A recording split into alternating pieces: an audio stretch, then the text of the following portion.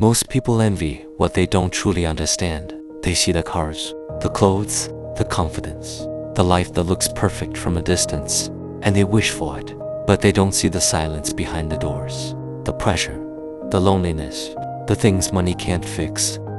Now let me tell you a story about a boy who believed rich people had everything. Until one day, he saw something that changed him forever. In a small corner of Abuja, where unfinished buildings stood like broken promises and the roads turned to mud when it rained, lived a boy named Sani. Sani had never owned a pair of new shoes. His slippers were always slightly torn, his shirts faded from too many washes, and his meals depended on what his mother could afford that day. But every morning, on his way to fetch water, he passed a different world, a world he believed was perfect. Across the main road stood a quiet estate, old gates, smooth roads, shining cars, and houses that looked like they belonged in dreams. Sani would stop there almost every day, not too close, but just enough to look.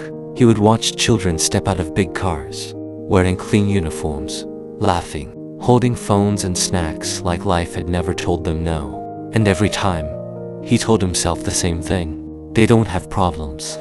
At night, lying on a thin mat beside his younger sister, he would stare at the ceiling and imagine. In his dreams, he lived in one of those houses. No hunger, no worries, no pain, just happiness, because in his mind, money fixed everything. One afternoon, something unusual happened. As Sani stood by the gate again, watching quietly, a car stopped near him. The window rolled down. A boy about his age looked out. Clean haircut, neat clothes, expensive watch. "Hey," the boy said, "why do you always stand here?" Sani froze. He didn't expect to be noticed. I just like looking," he said. The boy studied him for a moment. Then, surprisingly, he opened the door. "Do you want to come in?" Sani's heart started racing. Inside that world, he hesitated, but curiosity pulled him forward. And for the first time in his life, Sani walked through the gates he had only ever stared at. Everything inside felt unreal. The roads were clean, the houses were quiet and beautiful. The air even smelled different. They walked into the boy's house. It was big, too big, but something felt strange. It was too quiet for a house. "Sit," the boy said. Sani sat carefully, afraid to touch anything. "Where are your parents?" Sani asked.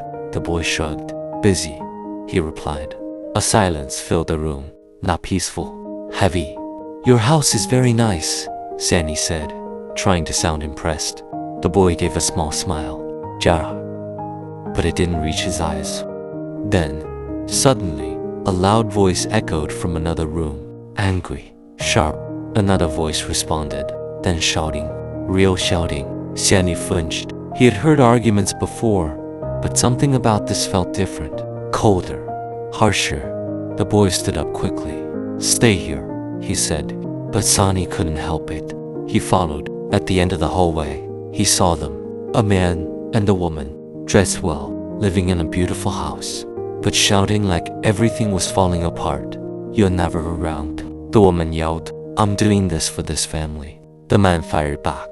"This family?" She laughed bitterly. "You don't even know your own son."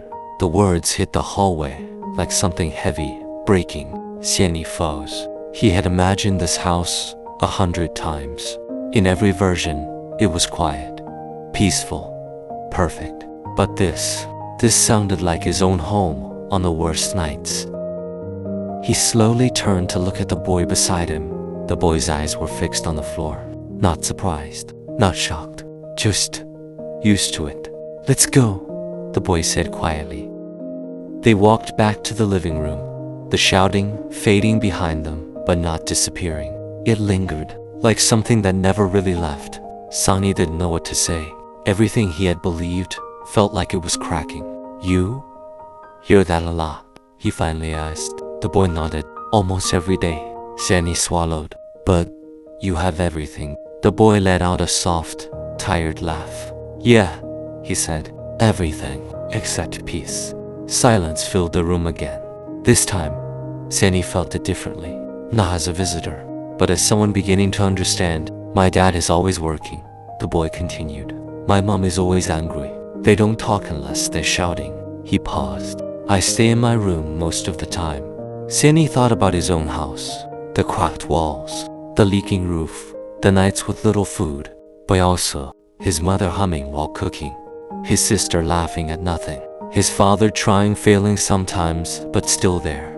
For the first time, Sanny felt confused, not about poverty, but about happiness. A car horn sounded outside. The driver was waiting. The boy stood up. You should go, he said. Sanny nodded slowly.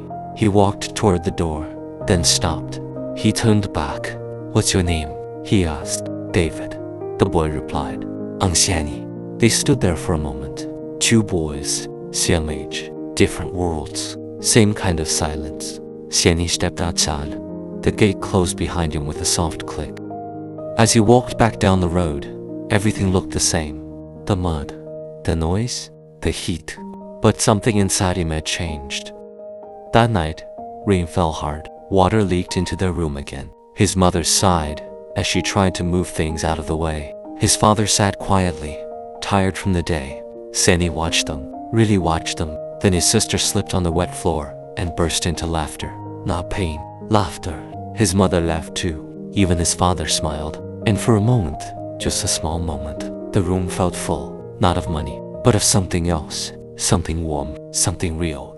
Sanny lay down that night, staring at the ceiling again. But this time, he didn't imagine living in the big house. He thought about David, alone in a large, quiet room, with everything and nothing. Sanny closed his eyes slowly, and for the first time, he understood something most people spend their whole lives chasing.